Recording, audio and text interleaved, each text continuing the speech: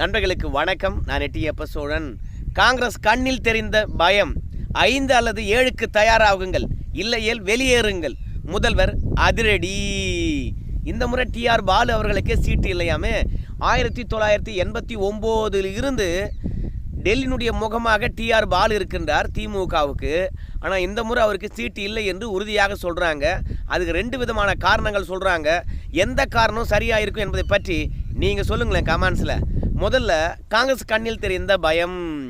காங்கிரஸை பொறுத்த வரைக்கும் அகில இந்திய அளவில் பாஜக எதிராக கூட்டணி அமைக்க வேண்டும் என்று நினைக்குது.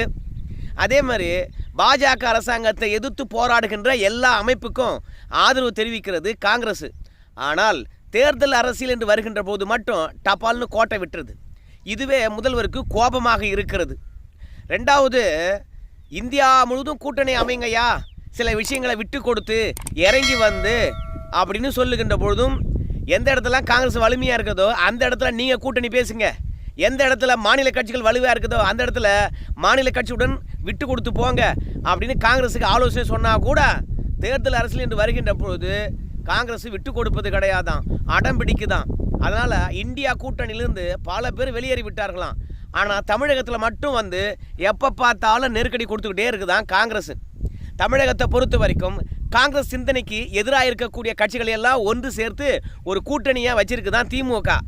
அப்படி இருக்கின்ற கூட்டணியில் வந்து காங்கிரஸ் ஆனது எனக்கு இதை கொடு அதை கொடு என்று சொல்லிவிட்டு பெரிய நெருக்கடி தருகிறதாம். வெற்றி பெற்று பாஜகவை வீழ்த்த வேண்டும் என்று நினச்சிங்கன்னா மாநில கட்சிகளுக்கு விட்டு கொடுங்க அப்படின்னு ஒரு ஆலோசனையை வழங்கியிருக்கின்றாராம். அதன் அடிப்படையில் தான் டெல்லியில் வந்து காங்கிரஸுக்கு ஒரு 3 தொகுதியும் ஆம் ஆத்மி பார்ட்டி ஒரு 4 தொகுதியும் போட்டியிட வேண்டும் என்ற ஒரு கையெழுத்து ஒப்பந்தம் ஆயிருக்குது. அதே மாதிரி உத்தரப்பிரதேசத்தில் கூட காங்கிரஸ் 17 இடங்களிலும் சமாஜ்வாதி பார்ட்டியானது 63 இடங்களிலும் நிற்க ஒப்பந்தம் ஆகியிருக்கிறது. ஆனால் பஞ்சாபில் கோட்டை விட்டு விட்டாங்க. கொஞ்சம் ஸ்மார்ட்டாக செயல்பட்டு இருந்தால் பஞ்சாபில் கூட காங்கிரஸ் ஆம் ஆத்மி கூட்டணியானது உருவாகியிருக்கும். ஹரியானாவாக இருந்தாலும் சரி, சத்தீஸ்கராக இருந்தாலும் சரி, இமாச்சல பிரதேசம் இருந்தாலும் சரி, மத்திய பிரதேசமாக இருந்தாலும் சரி, குஜராத்தாக இருந்தாலும் சரி, அசாமாக இருந்தாலும் சரி, ஆம் ஆத்மி காங்கிரஸ் ஆனது விட்டு கொடுத்து போகிறோம் அப்படின்ற முடிவுக்கு வந்திருக்கின்றார்களாம். அதோட டெல்லியில் பொறுத்த வரைக்கும் மொத்தமாக நாங்கள் நிற்க போகிறோம் என்று காங்கிரஸ் அடம் பிடித்ததை நம்ம முதல்வர் தான் வந்து பார்த்தீங்கன்னா தலையிட்டு முடிவுக்கு கொண்டு வந்தாராம். டெல்லியில் 2 முறையாக பாஜக தான் மொத்தமாக ஸ்வீப் பண்ணுது.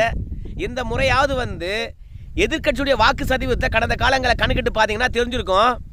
பாஜக அதிக தொகுதிகளில் டெல்லியிலும் சரி உத்தரப்பிரதேசம் சரி வெற்றி பெற்றாலும் எதிர்க்கட்சிகளை பொறுத்த வரைக்கும் 50% வாக்குகளை வாங்கியிருக்குது நாடாளுமன்ற சட்டமன்ற தேர்தலில். அப்படி இருக்கும்போது விட்டு கொடுத்து போனீங்கன்னா பாஜகவை உத்தரப்பிரதேசம் டெல்லியில் வீழ்த்தலாம்.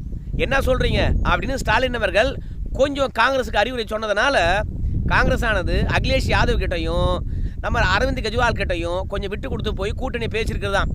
இப்படி அகில இந்திய அளவில் வந்து காங்கிரஸ் ஒரு வலிமையான கூட்டணி அமைக்க வேண்டும் என்று சொல்லிட்டு சிரத்தை எடுத்து ஆட்கள் விட்டெல்லாம் பேச வச்சு காங்கிரஸுக்கு தொகுதி உடன்பாடெல்லாம் முடித்து கொடுக்கின்ற பொழுது நம்ம தமிழகத்தில் மட்டும் கரார் காட்டு தான் காங்கிரஸ். அதனால் ஸ்டாலின் ஐயா சொல்லிட்டாரான், தபார் சாமி ஒற்றை இலக்கு தான் தருவேன், 5 தொகுதி தருவேன், இல்லை 7 தொகுதி தருவேன். இந்த 5க்கும் 7க்கும் தயாராகுங்க, இல்லையா கூட்டணி விட்டு வெளியே போங்க, அவ்வளோதான் அப்படின்னு சொல்லிட்டு ஸ்டாலின் ஐயா உறுதியாக சொல்லி போட்டாராம். காங்கிரஸை பொறுத்த வரைக்கும் 7க்கெலாம் ஒத்துக்க மாட்டோம் அப்படின்னாங்களாம். 5 தரமாட்டேன்னு சொல்லுங்கிறேன், அப்புறம் 7 பற்றி பேசுகிற அப்படின்னு சொல்லிட்டு ஸ்டாலின் ஐயா சொன்னாராம். கடைசியில் காங்கிரஸை பொறுத்த வரைக்கும் சரி 7 தொகுதியாவது கொடுங்க அப்படின்னு சொல்லிட்டு கேட்டிருக்காங்களாம். ஆனால் ஒரு கண்டிஷன், அந்த 7 தொகுதியும் காங்கிரஸ் வலுவாக இருக்கின்ற தொகுதியை எனக்கு கொடு அப்படின்னு சொல்லிட்டு காங்கிரஸ் ஆனது திமுக கிட்ட கோரிக்கை வச்சிருக்குதான். அதனால் எந்தெந்த தொகுதி வலிமையாக இருக்கிறது அப்படின்னு கணக்கெடுத்து பார்க்கின்ற போது அதில் டிஆர் பாலு தொகுதியும் வந்து பார்த்தீங்கன்னா இடம்பெற்று இருக்கிறதாம். டிஆர் பாலு பொறுத்த வரைக்கும் 89 தெற்க நின்னார், 96 தென் சென்னையில் நின்னார். அதே மாதிரி 98, 99, 2004, 2009, 2014, 2019 என்று சொல்லிவிட்டு ஒட்டுமொத்தமாக அவர் வந்து ஸ்ரீபெரும்புத்தூரில் தான் நிற்கிறார். ஆனால் ஸ்ரீபெரும்புத்தூர் காங்கிரஸுடைய கோட்டை தான் நம்ம ராஜீவ்காந்தி அவர்கள் இறந்ததிலிருந்து. அதனால் நீண்ட நாளாக வந்து காங்கிரஸ் கட்சிக்காரங்க அந்த தொகுதியை கொடு அந்த தொகுதியை கொடு அப்படின்னு சொல்லிட்டு கேட்டுக்கிட்டே இருக்காங்களாம். இந்த முறை தொகுதியை குறைவாக கொடுப்பதனால நாங்கள் எங்கெல்லாம் வெற்றி பெறுவோமோ அந்த தொகுதியை கொடுங்க அப்படின்னு சொல்லுகின்ற போது ஸ்ரீபெரும்புத்தூர் இடம்பெறுகிறது. நம்முடைய டிஆர் பாலு அவர்களை பொறுத்த வரைக்கும் ஸ்ரீபெரும்புத்தூரை இப்போ விட்டு கொடுத்து தான் ஆக வேண்டும். நம்ம டிஆர் பாலு அவர்களை பொறுத்த வரைக்கும் ஸ்ரீபெரும்புத்தூரை விட்டு வேறு எந்த இடத்துலையும் அரசியல் செய்யவே இல்லை. வேறு எந்த தொகுதியும் வந்து நம்ம போட்டிவிடுவோம் என்று நினச்சி கூட பார்க்கல. அதனால் டிஆர் பாலு அவர்களை தொகுதி மாற்றி நிற்க வச்சோம்னா அவர் வெற்றி பெறவே மாட்டார். அப்படி வெற்றி பெறாதவரை போயிட்டு எங்கே தான் கொண்டு போய் நிறுத்தி வெற்றி பெற வைக்கிறது? அதுவும் இல்லாமல் திமுக கடந்த காலங்களில் யார் யாருக்கெல்லாம் இந்தந்த தொகுதி கொடுத்ததோ அந்த தொகுதியில் நிறைய பேர் இப்போ போட்டி போடுறாங்க. அதனால் டிஆர் பாலை கொண்டு போய் இந்த தொகுதி நிறுத்தணும்னா ஏற்கனவே அந்த தொகுதியை குறி வச்சுங்கிறவன் விடுவானா? அதனால் டிஆர் பாலு அவர்களை பொறுத்த வரைக்கும் இந்த முறை உனக்கு சீட் இல்லை, சாரி அப்படின்னு சொல்லிட்டு திமுக சொல்லிடுச்சான். ஆனால் டிஆர் பாலு அவர்கள் விடுவாரா என்ன?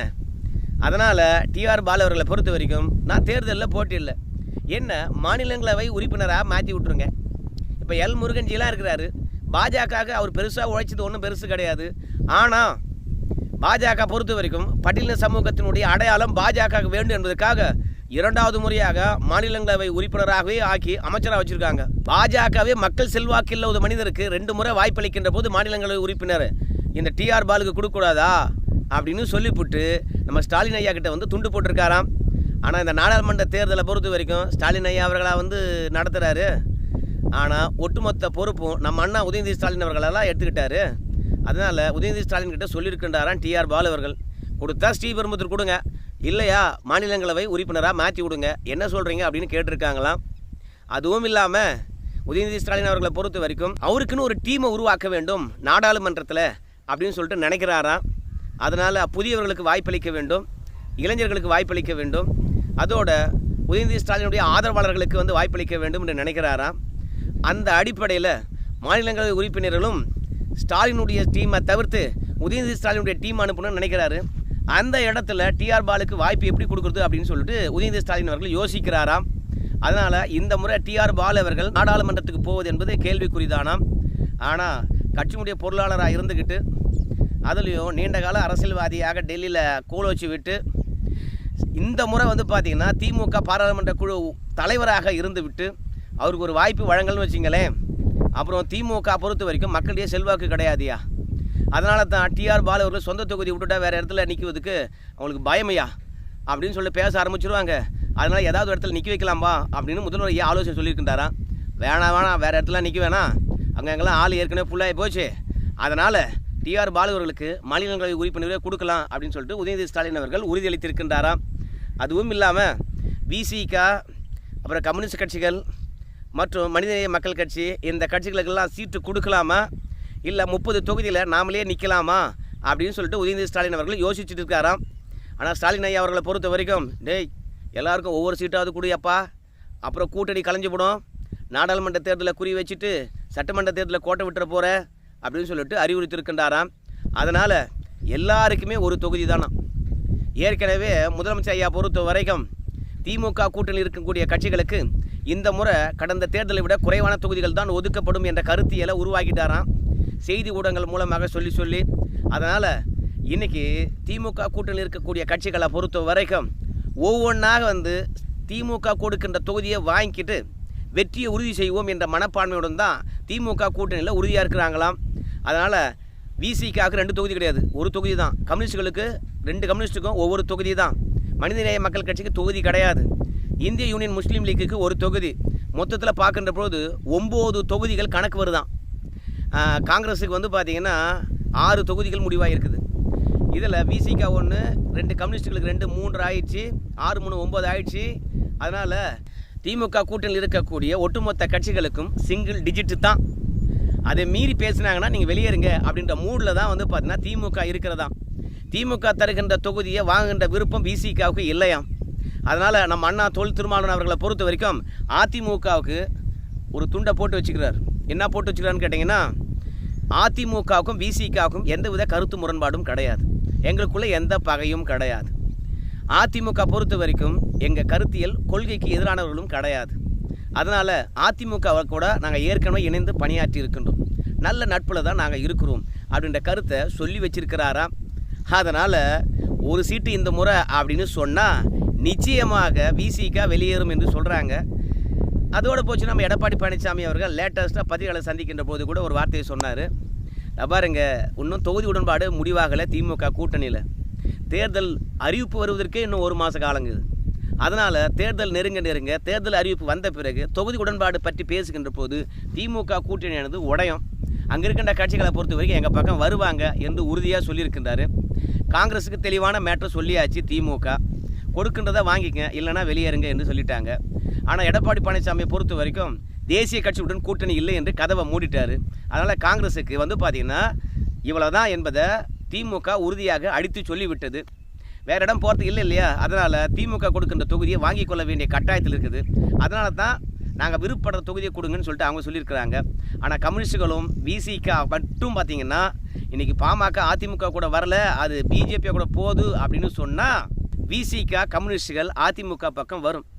எடப்பாடி பழனிசாமி எதை நினைத்து கூட்டணியை முறித்தாரோ அந்த நினைப்பு கொஞ்சமாவது நிறைவேறினா தான் எடப்பாடி பழனிசாமி சாதித்ததாக அர்த்தம். திமுக கூட்டணி உடையும் அங்கிருந்து ஒரு சில கட்சிகள் நமக்கு வரும் என்று எதிர்பார்த்து தான் கூட்டணி வேண்டாம் என்று சொன்னார். ஸோ அதை இந்த நாடாளுமன்ற தேர்தலே நிகழ்த்தி காட்டினால்தான் சட்டமன்ற தேர்தலில் பார்த்திங்கன்னா ஒரு பெருசான ஒரு மெகா கூட்டணி அமைப்பதற்கான வாய்ப்பு வரும். சட்டமன்ற தேர்தலில் வெற்றி பெறுவதற்கான வாய்ப்பு பிரகாசமாக இருக்கும். அதனால் இப்போதைக்கு வருகின்ற கட்சிகளுக்கு அதிகப்படியான தொகுதியை கொடுத்து தக்க வைத்துக் கொள்ள வேண்டும் எடப்பாடி பழனிசாமி என்று நினைக்கிறாரு. அதுவும் இல்லாமல் எடப்பாடி பழனிசாமியை பொறுத்த வரைக்கும் இந்த நாடாளுமன்ற தேர்தலை வேறு மாதிரியாக அணுகுகின்றாராம். நம்ம நண்பர்கள் ஒரு சில பேர் சொன்னாங்க. அது என்னன்னு கேட்டிங்கன்னா, ஒரு 10 தொகுதியில் மட்டும் இறங்கி வேலை பார்ப்பது. எப்படி பாஜக 9 தொகுதியில் இறங்கி வேலை பார்க்குதோ அதே மாதிரி அதிமுகவும் 10 தொகுதியை தேர்ந்தெடுத்து வேட்பாளர் அறிவித்து மக்களை எப்படியெல்லாம் கவனிக்க முடியுமோ அப்படி கவனித்து அந்த 10 தொகுதியில் வெற்றி பெற்று விட்டோம் என்றால் பெரிய கூட்டணி இல்லாமையே திமுக வீழ்த்தி விட்டோம். திமுக கூட்டணி எவ்வளோ பெருசு, அந்த கூட்டணியை நாங்கள் பெருசாக கூட்டணி இல்லாமல் வீழ்த்திட்டோம் பார்த்தீங்களா. அதனால் அடுத்த வெற்றி வாய்ப்பு எங்கள் பக்கம்தான் இருக்கிறது. 2026 எங்கள் ஆட்சி தான் என்பதை காட்டிடலாம். ஸோ வந்தால் திமுக கூட்டணியில் இருக்கவங்கெல்லாம் வரட்டும், இல்லையா அந்த 10 தொகுதியை வெற்றி பெற்று மாஸ் காட்டுவோம் என்ற வேலையில் இறங்கியிருக்கின்றாராம். எல்லா தொகுதியிலும் கவனம் செலுத்துவதை விட இந்த 10 தொகுதியில் கவனம் செலுத்துகின்ற போது 10 தொகுதி வெற்றி பெற்றால் போதும். பன்னீர்செல்வம், சசிகலா, தினகரனுடைய சூழ்ச்சிக்கு கீழவும் பாஜக தனித்து போன பின்பும் திமுக பெரிய கூட்டணி வைத்திருக்கிற எந்த தருணத்திலும் ஒரு 10 தொகுதி வெற்றி பெற்றால் போதும். அதனால் அந்த 10 தொகுதியில் கவனத்தை செலுத்தி கொண்டு இருக்கின்றாராம். அதிமுகவுக்கு மற்ற தொகுதியெல்லாம் பார்த்திங்கன்னா கீழ்மட்டம் வரைக்கும் கட்டமைப்பு இருக்கிறது. அங்கேயும் பார்த்திங்கன்னா அதிமுகவினர் பயங்கரமாக போராடுவாங்க. ஸோ மற்ற தொகுதிகளெல்லாம் வாக்கு சதவீதம் தக்க வைத்து கொண்டாலோ 2வது இடம் என்பதை காட்டிவிட்டாலோ அடுத்து வருகின்ற சட்டமன்ற தேர்தலில் அதிமுக தலைமையில் மெகா கூட்டணி அமையும். அதனால் எடப்பாடி பழனிசாமியும் வேறு ஒரு கணக்கு, திமுகவும் பார்த்திங்கன்னா இந்த முறை அதிகப்படியான தொகுதிகளில் நிற்க வேண்டும் என்ற கணக்கு. அதனால் காங்கிரஸை பொறுத்த வரைக்கும் அதிமுக பக்கமும் வர முடியாமல் திமுகவும் அழுத்தம் தர முடியாமல் 5 அல்லது 7 தொகுதிக்குள்ளே அல்லாடி கொண்டு இருக்கிறது. ஸோ பார்க்கலாமே ஸ்டாலின் ஐயாவுடைய கணக்கு நிறைவேறுகிறதா, எடப்பாடி போட்டிருக்கின்ற மாஸ்டர் பிளான் ஆனது நாடாளுமன்ற தேர்தலில் அவருக்கு மாஸ் காட்டுகிறதா, ஒட்டுமொத்தமாக பொறுத்து தான் பார்க்க வேண்டும். ஸோ அரசியல் விளையாட்டுகள் இன்றைக்கு யோகமாகவே போய் கொண்டு இருக்கிறது. நம்ம சொல்கிறதெல்லாம் எப்போ நிஜமாக போகுது என்பதெல்லாம் பொறுத்து தாங்க பார்க்கணும். நன்றி நண்பர்களே.